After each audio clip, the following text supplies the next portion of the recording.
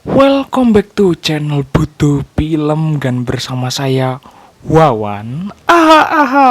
Jos. Kali ini kita akan bahas cerita singkat anime Hamefura season 2 bagian kedua.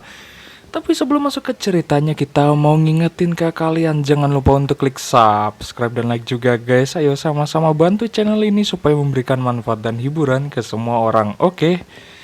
Cerita pun berlanjut. Rafael bekerja di departemen sihir. Dia mengeluh kepada Sora tentang lingkungan kerjanya. Esoknya, Katarina bersama temannya datang ke departemen sihir itu dan dihampiri oleh Sora beserta Rafael di sana.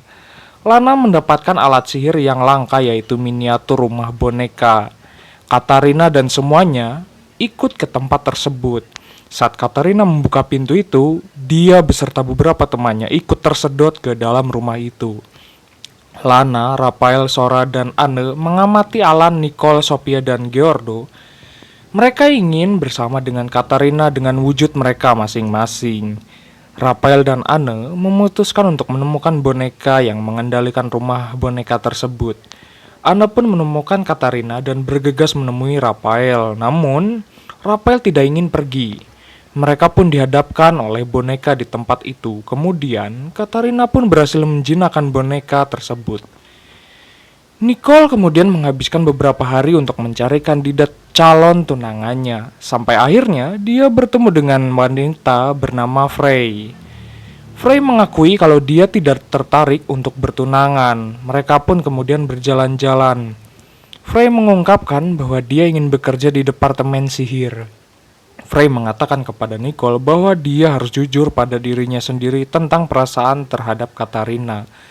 Meskipun Katarina tidak membalas perasaan Geordo yang menjadi tunangannya. Malamnya, Sophia menegur Nicole karena pertemuan dengan wanita. Sophia mengungkapkan bahwa ibu mereka pernah bertunangan dengan pria lain sebelum bertemu dan menikahi ayah mereka. Atas saran dari Rafael dan Frey, Nicole berusaha menghabiskan lebih banyak waktu dengan Katarina. Katarina dan Kate bertemu dengan temannya saat mereka sedang nongkrong bersama. Beberapa hari kemudian, ibu Katarina mendapatkan sebuah surat yang berisi Kate melarikan diri dari rumah. Karena itu, Katarina pun khawatir dan ingin segera menemukannya. Tepat saat Katarina akan pergi, Geordo menyuruhnya untuk menemui Lana. Di departemen sihir, Katarina menerima boneka yang dibuat oleh Lana, yaitu boneka beruang bernama Alexander yang mampu menemukan orang. Setelah itu, mereka pun mulai mencari Kate dan berkelana ke suatu kota. Sementara itu, Kate yang diculik didekati oleh seorang wanita yang dia kenal dan dihadapkan dengan kakaknya, Thomas Coleman, dan gadis muda misterius. Katarina beserta rombongan menginap di sebuah penginapan. Malamnya, saat Katarina dan Maria sedang mengobrol, Lana pun menghubungi Rafael untuk mencari petunjuk hilangnya Kate. Esok harinya, rombongan itu melanjutkan pencarian Kate. Di sisi lain, Kate menggunakannya sebagai objek ilmu kegelapan itu. Di penginapan, Geordo mencoba untuk menghibur Katarina, tetapi terganggu oleh Sora. Saat berkumpul, di sisi kota itu, Maria melihat ada seorang gadis yang memiliki ilmu kegelapan. Lana yang mencoba mengikutinya, namun gadis itu terlanjur hilang. Lana memberitahu semua orang bahwa Kate itu hilang karena diculik oleh ibu kandungnya yang terpengaruh oleh ilmu sihir kegelapan dan menyerahkannya kepada orang lain. Paginya rombongan itu menuju ke sebuah rumah besar yang dijaga ketat oleh para penjaga di sana. Sora pun membuat gangguan kepada para penjaga di sana dan memungkinkan mereka untuk menyelinap masuk ke rumah itu.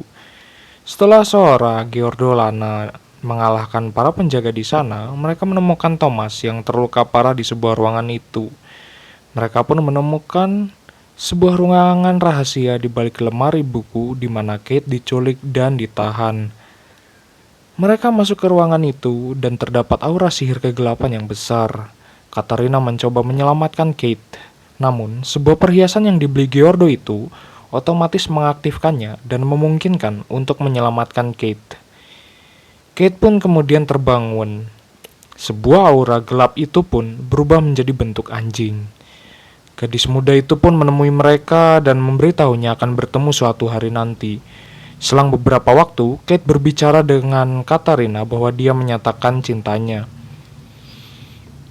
Susana memberitahu Jeffrey bahwa kalau pelaku sebelumnya adalah seorang gadis bernama Sarah.